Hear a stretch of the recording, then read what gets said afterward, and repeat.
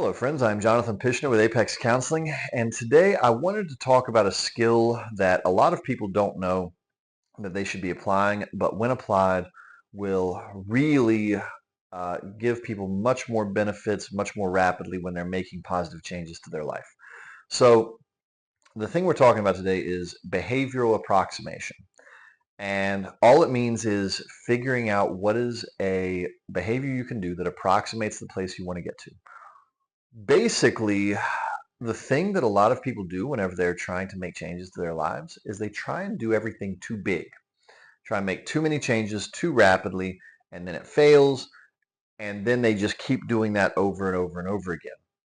And some people are cool with big changes and making them all rapidly all at once, but most of us would be better served to make much smaller changes and then stack those on top of each other. So just to pick an example. Let's say somebody is wanting to start something like exercise. That's a pretty common positive behavior change for a lot of people. So if a person's trying this and they can't sustain gigantic changes, because if you suddenly are going to the gym 6 days a week for an hour at a time, and that changes your nutrition needs, that changes your hydration needs, your sleep needs, it changes your energy levels, that's a whole bunch of stuff to manage all at once. Whereas if a person struggles with that, the first thing I would be thinking is, how can they make this smaller and more manageable? So if somebody's wanting to start some sort of fitness habit, the question might be, okay, can you just add the habit of do this one exercise every day? Maybe at home, maybe at the gym, but shrink it down, make it small, and stick with that for 2 weeks. Okay, can you add a second exercise? Can you add a third one? And what that does is it starts to generate returns relatively rapidly, but then it also helps you figure out where's the point where sustainability can become difficult.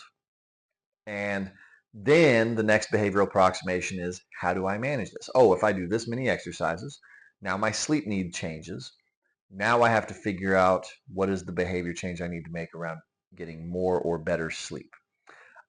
Now, this actually is somewhat obvious with hard skills. Things like if you're going to learn a sport, or if you're going to learn music, or if you're going to learn math.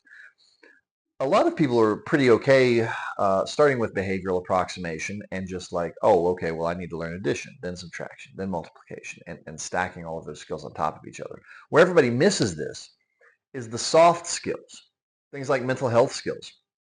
There's dozens of skills around emotional regulation, most of which are small, but people try and do all of them all at once and can't end up managing it. But if they know, oh, well, okay, breathing exercises help, then behavioral approximation would be add the behavior of breathing exercises, work on that for 2 weeks and start making it consistent.